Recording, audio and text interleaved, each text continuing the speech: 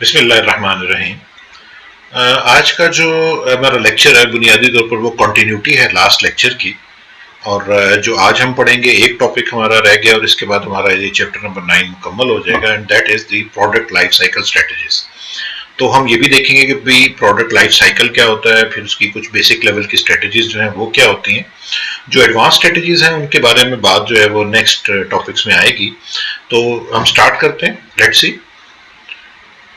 सबसे पहली चीज जो हमें अंडरस्टैंड करनी है वो एक टर्म है जो कि जिसको हम कहते हैं फैड्स।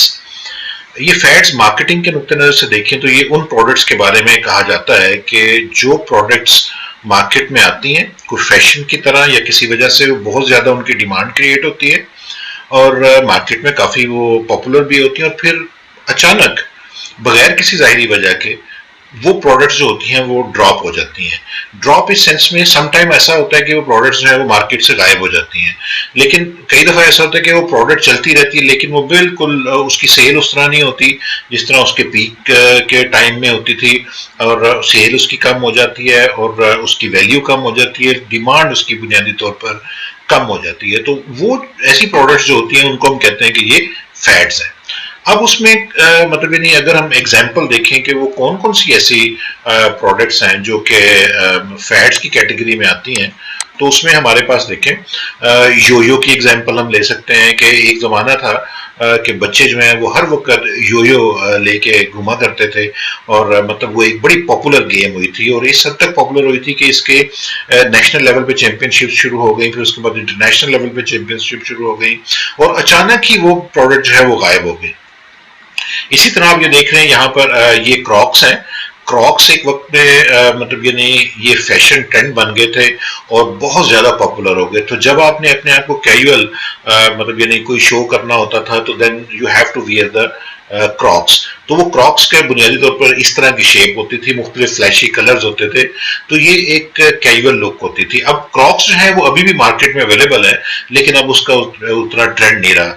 इसी तरह कलर आपकी सॉक्स आई वो भी मतलब चली गई और जो गर्ल्स के पॉइंट ऑफ व्यू से अगर देखें तो जो कैपरी स्टाइल था उनका पैंट्स का ट्राउजर्स का वो भी आया, बड़ा पॉपुलर हुआ और अचानक जो है वो गायब हो गया। इसी तरह हुक ब्रेसलेट्स थे मेल फैशंस में, वो भी गायब हो गए। और ये भी रिसेंट अगर हम बात करें तो एक स्पिनर की हम बात करते हैं। एक स्पिनर का बड़ा फैशन हुआ था कि जी ये बड़ा टेंशन आपको आपकी रिलीज करता है एंड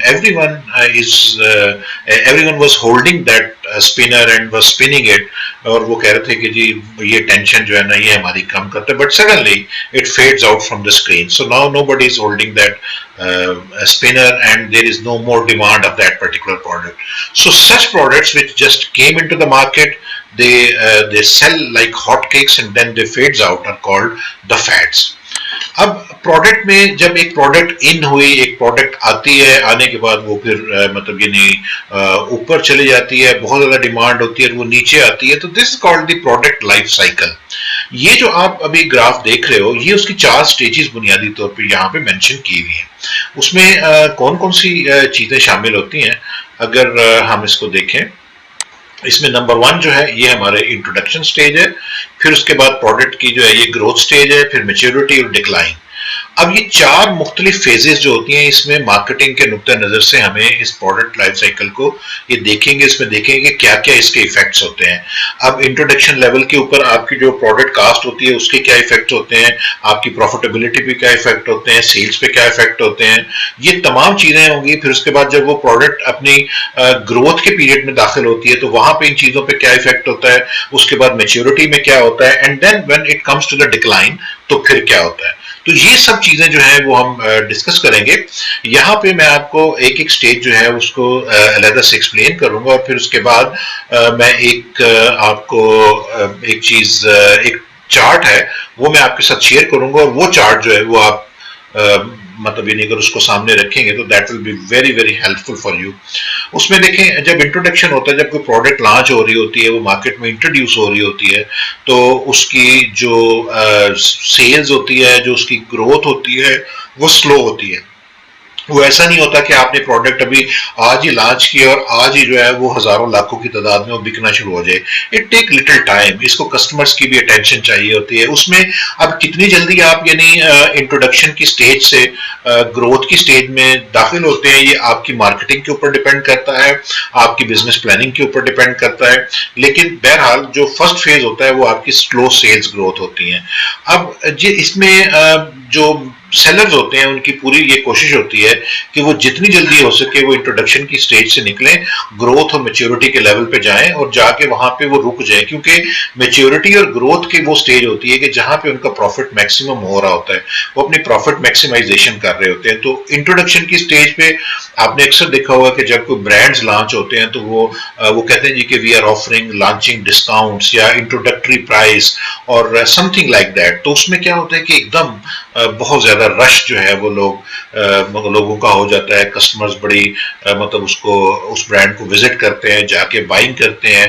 तो अगर वो उस प्रोडक्ट के अंदर जान होती है तो वो उनको रिटेन कर लेती है, और अगर जान नहीं होती तो उसके बाद वो रिटर्न नहीं होते।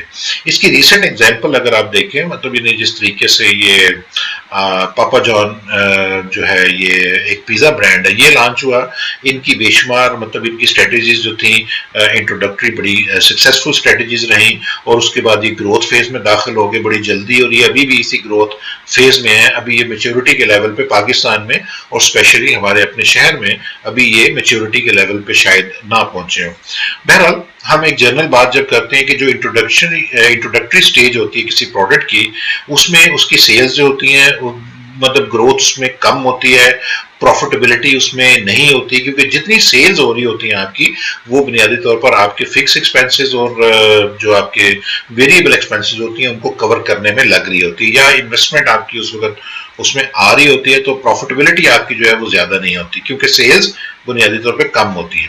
और उसमें क्योंकि आपने अपनी प्रोडक्ट को अवेलेबल करना होता है तो आपकी डिस्ट्रीब्यूशन कास्ट बहुत ज्यादा होती है, फिर आपने लोगों को इन्फॉर्म करने के लिए उसमें प्रमोशन करनी होती है, एडवर्टाइजिंग करनी होती है, आपने मुख्तलिफ प्रोडक्ट की प्रमोशन स्कीम्स देनी होती हैं। तो ये जो चीजें सब होती हैं इनकी कास्ट होती है। अगर कोई प्रमोट कर रहा है किसी चीज को, उसकी कास्ट है। अगर कोई आपको by one get one offer कर रहा है तो, या आपको 30% ऑफर कर रहा है या 50% डिस्काउंट ऑफर कर रहा है, तो इसका मतलब ये है कि इसकी कॉस्ट है। तो इनिशियल स्टेज पे चूंकि प्रोडक्ट को इंट्रोड्यूस होना होता है मार्केट में, तो उसकी कास्ट ज्यादा हो जाती है, उसकी डिस्ट्रीब्यूशन कास्ट भी ज्यादा होती है और प्रमोशन एक्सपेंसेस ज्यादा होते हैं। तो कास्ट ज्यादा होने की वजह से प्रॉफिटेबिलिटी कम हो जाती है उनकी। जो उसके बाद जब प्रोडक्ट यहां से निकलती है इंट्रोडक्शन की फेज से आहिस्ता आहिस्ता जब वो ग्रोथ की फेज में जाती है, तो ग्रोथ की फेज में अगर आप देखो क्या होता है कि उसमें यहां से हमें नजर आ रहा है कि देखिए प्रोडक्ट की सेल जो है वो इंक्रीज होना शुरू होती है। जब वो सेल इंक्रीज होना शुरू होती है तो लाजमी बात है कि सेल के साथ साथ प्रॉफिट बढ़ना शुरू होते हैं, लेकिन उस वक्त एक दो चीजें और भी साथ आती हैं। वो क्या होता है कि उस वक्त नए कंपेटिटर्स जो है वो मार्केट में इन होते हैं, जो कि ट्रेंड्स को देख रहे होते हैं, जो फॉलोअर्स होते हैं वो देख रहे होते हैं कि ये प्रोडक्ट जो है वो सक्सेसफुल हो गई है, इन्होंने इनिशियल काम किया। तो आपके कंपेटिटर जो है वो सिमिलर प्रोडक्ट के साथ या क्लोज ऑल्टरनेट प्रोडक्ट के साथ जो है वो मार्केट के अंदर एंटर हो जाते हैं।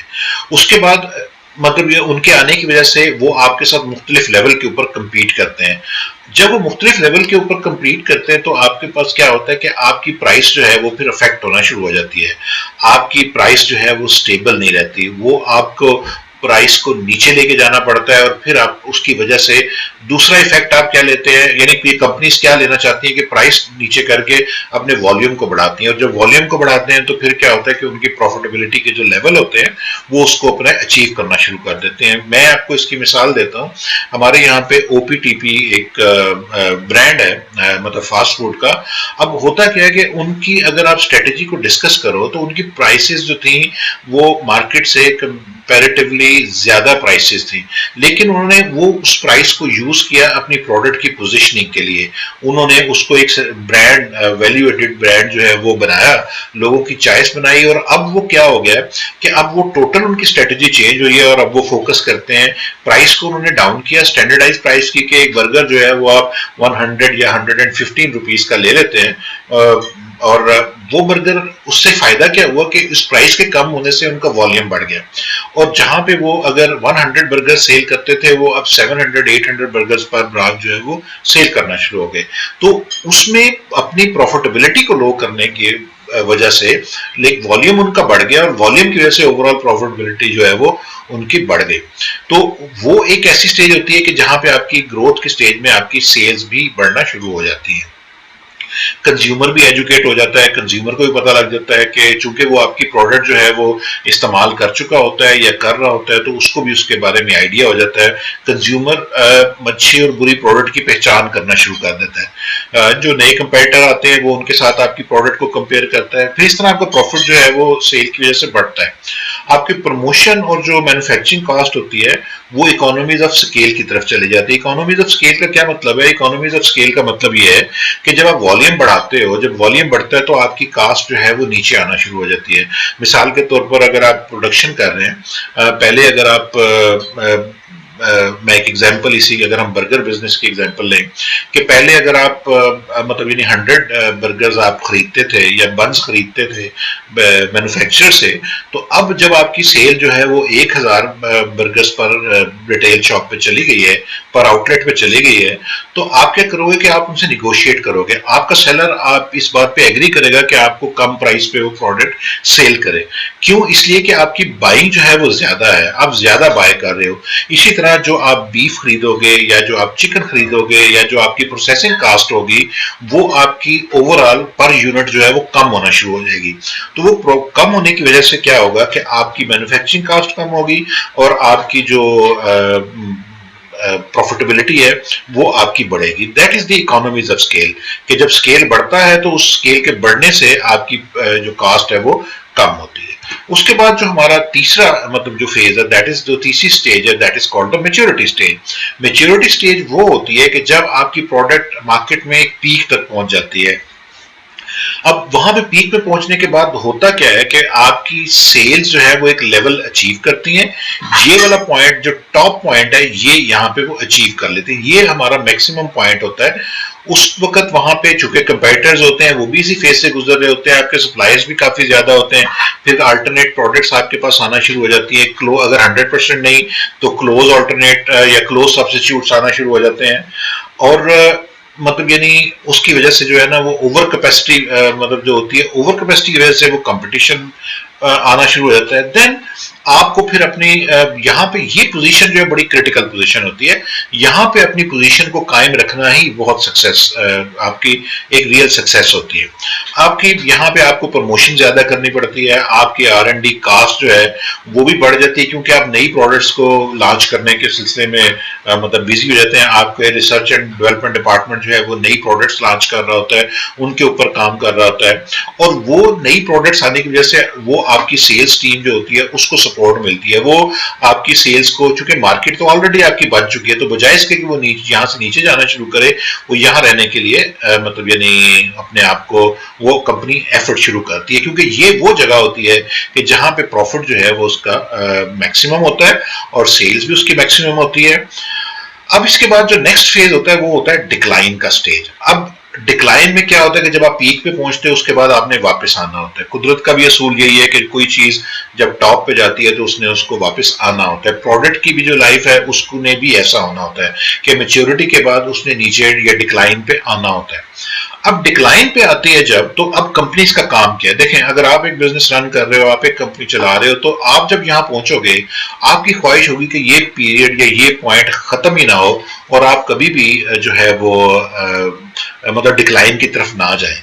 पॉसिबल है, आप यहां पे रुक सकते हो।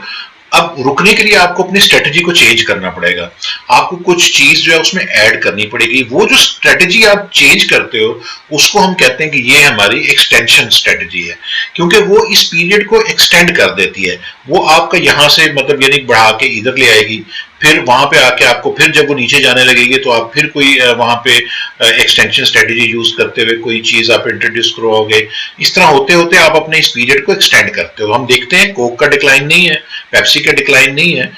अब हुआ क्या है, अगर आप इस पे गौर करें कि क्यों कोक और पेप्सी जो है वो मतलब एक मखसूस पीरियड के बाद वो अपनी कोई नई प्रोडक्ट लॉन्च कर देते हैं या कोई अपनी प्रोडक्ट वेरिएशन जो होती है वो उसको लॉन्च कर देते हैं।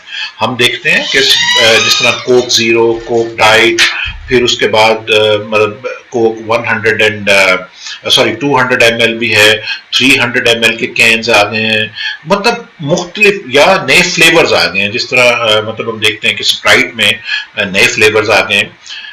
अब ये क्या होता है कि ये एकदम चीजें लॉन्च नहीं होती, ये सब स्टेप बाय स्टेप लॉन्च होती हैं। उसका मकसद क्या होता है? उसका मकसद ये होता है कि हम अपनी सेल को एक जो पीक लेवल है, जो मेच्योरिटी लेवल है, वहां पे उसको मेंटेन करें।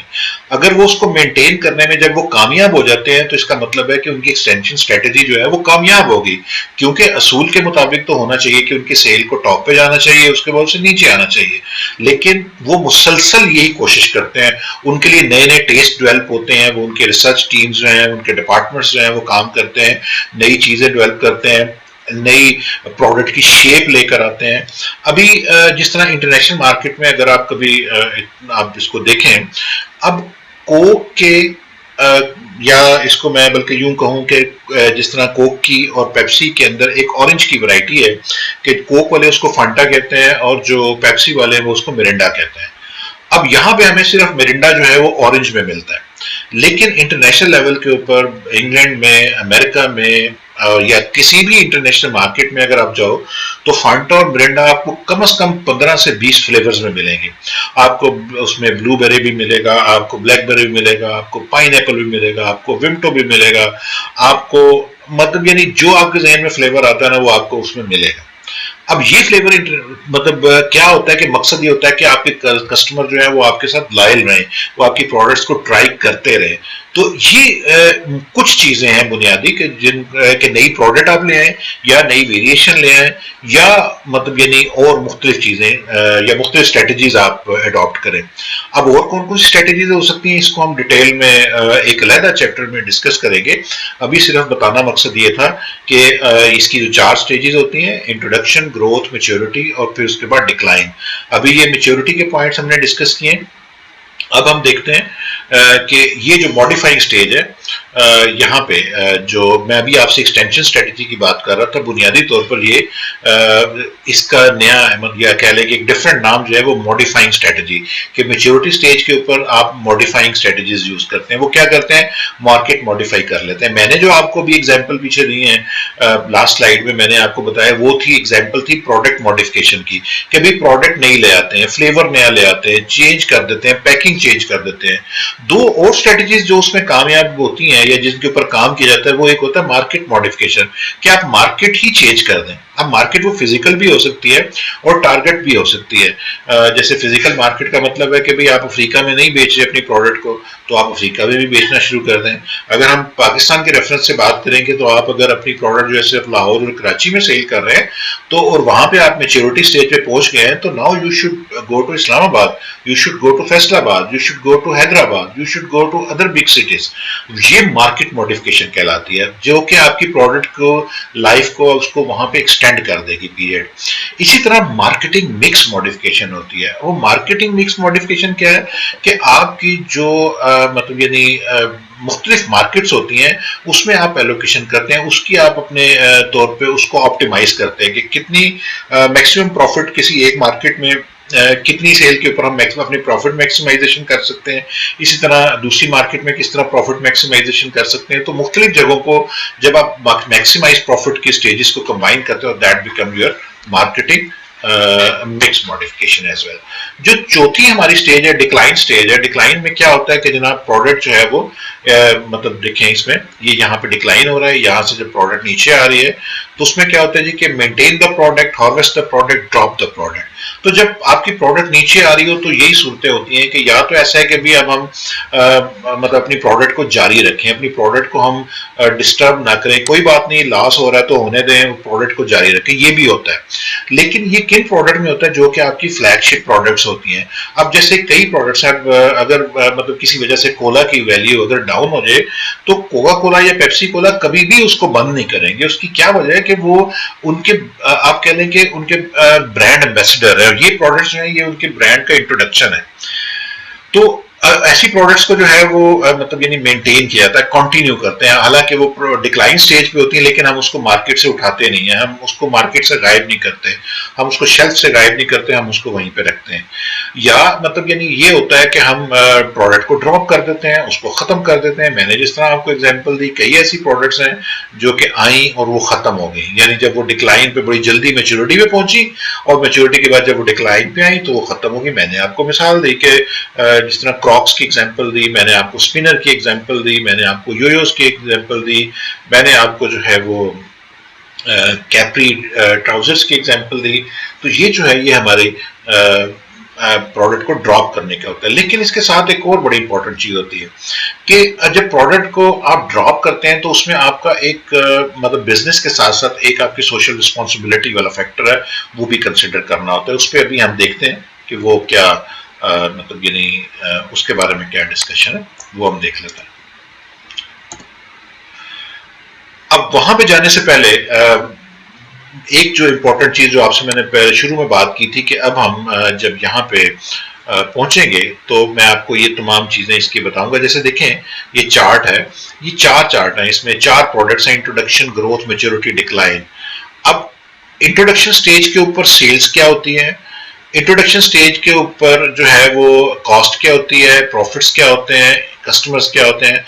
अब जो कॉन्सेप्ट था, जो पढ़ने वाला, जो समझने वाला, वो मैंने आपको बता दिया। अब ये वो समरी है जो कि आप अगर अपने सामने रखो, अगर आप इसको रिव्यू करो, तो आपको हर चीज जो है वो बड़ी बेहतर तरीके से क्लियर हो जाएगी और आप एकदम ये चीज इसका एनालिसिस कर सकते हो कि मुख्तलिफ प्रोडक्ट स्टेज के ऊपर क्या क्या होता है। जिस तरह मतलब मैं आपसे पूछूं अगर, या हम डिस्कस करें, कोई आपसे बात करता है जी इंट्रोडक्शन लेवल पे सेल्स की क्या पोजीशन होती है, ये जी लो सेल्स होती है। और मतलब जब लो सेल्स का मतलब क्या है कि सेल्स अभी लो लेवल पे है, ज्यादा नहीं हुई है। अच्छा, डिक्लाइन स्टेज पे क्या है जी, डिक्लाइन सेल है। डिक्लाइन का मतलब है कि ऊपर से नीचे आ रही है।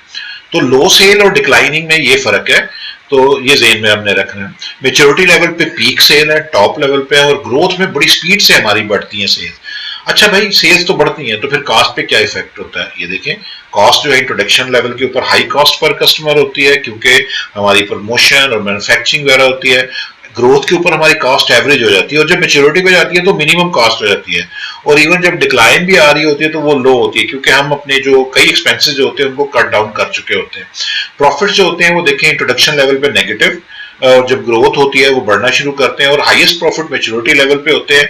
और डिक्लाइन में भी प्रॉफिट्स होते हैं, लेकिन प्रॉफिट क्या होता है कि वो उस वक्त तक यानी डिक्लाइन हो रहे होते हैं, कम हो रहे होते हैं आपके। उसके बाद कस्टमर्स के हवाले से अगर हम देखें तो कस्टमर्स में जो इंट्रोडक्शन लेवल पे क्या होता है कि जो आपके इनोवेटर्स होते हैं, वो लोग होते हैं कि जो मतलब यानी फौरन जाके ना नई चीज को टच करते हैं, नई चीज को देखते हैं। मतलब हमारी एग्जांपल, हमारे जो कंज्यूमर सोसाइटीज होती हैं उनमें सबसे अच्छी एग्जांपल होती है।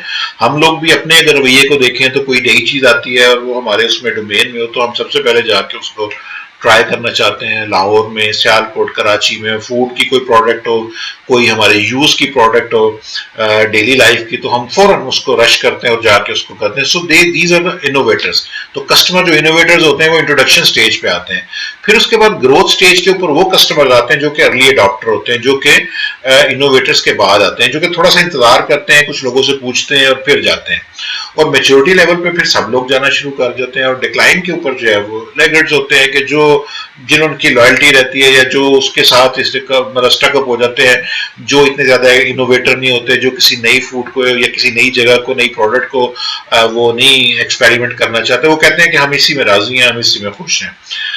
कंपेटिटर्स जो होते हैं वो इंट्रोडक्शन स्टेज पे कम होते हैं, और जो ग्रोथ स्टेज होती है उस पर हमारे कंपेटिटर्स बढ़ना शुरू होते हैं। फिर उसके बाद जब मेच्योरिटी होती है तो मतलब यानी आपके जो कंपेटिटर्स होते हैं वो भी मतलब एक उसमें ज्यादा होते हैं, लेकिन वो मैक्सिमम लेवल आ जाता है। उसके बाद आपके जब डिक्लाइन आता है तो आपके कंपेटिटर्स भी कुछ जो सरवाइव नहीं कर सकते, या जिनकी स्ट्रेटजीज उतनी नहीं होती, जिनकी फाइनेंशियल बैकअप उतनी नहीं होती, वो फिर आपकी मार्केट से निकल जाते हैं। मार्केट फिर आपके लिए ओपन हो जाती है, एंड देन अगेन आप जो है उस साइकिल में आ जाते हैं। अब उसके बाद करेक्टरिस्टिक्स के बाद जो हम नेक्स्ट देख रहे हैं वो स्ट्रेटजीज हैं। अब वो स्ट्रेटजीज क्या है, मतलब यानी उस पर बात हम करते हैं। वो स्ट्रेटजीज ये है कि देखें, जो हमारा इंट्रोडक्शन लेवल, दूसरा क्या था जी हमारा ग्रोथ लेवल, मेच्योरिटी लेवल और डिक्लाइन। प्रोडक्ट पे क्या करते हैं जी, प्रोडक्ट जो है वो हम एक बेसिक प्रोडक्ट ऑफर करते हैं, और यहाँ पे जब ग्रोथ होती है तो हम उसमें प्रोडक्ट की एक्सटेंशन, सर्विसेज, वारंटी, यानी कुछ एक्स्ट्रा चीजें ऑफर करना शुरू कर देते हैं। यहाँ भी मैं आपको एक एग्जांपल देना चाहूंगा। आजकल एक प्रोडक्ट लॉन्च हो रही है पाकिस्तान में, उसका नाम है, एक इलेक्ट्रॉनिक्स का ब्रांड है, उसका नाम है एनवायरो, जो आपके होम अप्लायंसेज हैं, जो आपके स्प्लिट हैं, जो आपके मतलब यानी वॉशिंग मशीन्स हैं, इलेक्ट्रॉनिक्स की जो प्रोडक्ट्स हैं वो भी मार्केट हो रही हैं। तो ये अभी बिल्कुल इंट्रोडक्टरी स्टेज पे है। तो आप इसको थोड़ा सा देखना शुरू करें, और मतलब ये तमाम साइकिल से गुजरेगी। तो ये जो तमाम चीजें अभी हम डिस्कस कर रहे हैं, ये आप अपने आंखों के सामने होता हुआ देखोगे कि ये चीजें जो है वो इस तरह हो रही है। इसी तरह मतलब अगर हम मोबाइल फोन में बात करें, पाकिस्तान में इन्फिनिक्स एक मोबाइल है, उसका भी यही स्टेज है कि अभी मतलब यानी वो इंट्रोडक्टरी स्टेज से निकल के तो ग्रोथ स्टेज में अब दाखिल हो रहा है। अब उसकी प्रमोशन भी बेहतर हो रही है, और वो अपनी सर्विसेज और वारंटीज वगैरह के ऊपर भी आ रहे हैं। इसी तरह मतलब यानी एक एग्जांपल मैं ओप्पो मोबाइल की दूंगा। ओप्पो फोन जो है वो आए और वो होते हुए मेच्योरिटी लेवल पे गुजर के तो ये मतलब डिक्लाइन स्टेज पे चले गए, तो इसलिए उनको दोबारा इनोवेशन और उसके साथ जो है वो नए उसमें आना पड़ रहा है। तो बहरहाल इन चीजों के ऊपर as a student of the marketing हमें ध्यान रखना पड़ता है। हमें देखना चाहिए कि ये जो हम स्टडी कर रहे हैं इनमें से क्या क्या चीजें इनके इफेक्ट हो रही है, नेक्स्ट मूव क्या होगी, so we can predict their next move as well. अच्छा, प्राइस की बात क्या है कि जी जो यहाँ पे होता है आपका इंट्रोडक्टरी स्टेज पे कहते हैं जी यूज कॉस्ट प्लस प्राइस होती है। अब प्राइस तीनों चारों स्टेजेस पे फर्क होती है। बुनियादी तौर पे इंट्रोडक्शन स्टेज पे कास्ट प्लस के कास्ट हमारी कवर हो, और फिर अगर हमें कुछ मार्जिन मिल जाए थोड़ा बहुत, दैट्स फाइन।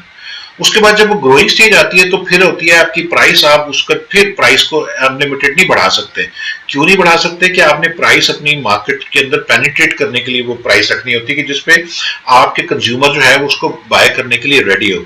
और तीसरी स्टेज जो कि आपकी मेच्योरिटी की स्टेज है, वहां पे आपको फिर अपने कंपेटर्स को compete करने के लिए जो है वो प्राइस को कंसिडर करना पड़ता है, जबकि डिक्लाइन में प्राइसेस को कम करना पड़ता है। तो ये जब इवन आप इसको भी अगर देखो तो आपको पता लग जाएगा कि प्रोडक्ट जो है वो किस स्टेज के ऊपर है।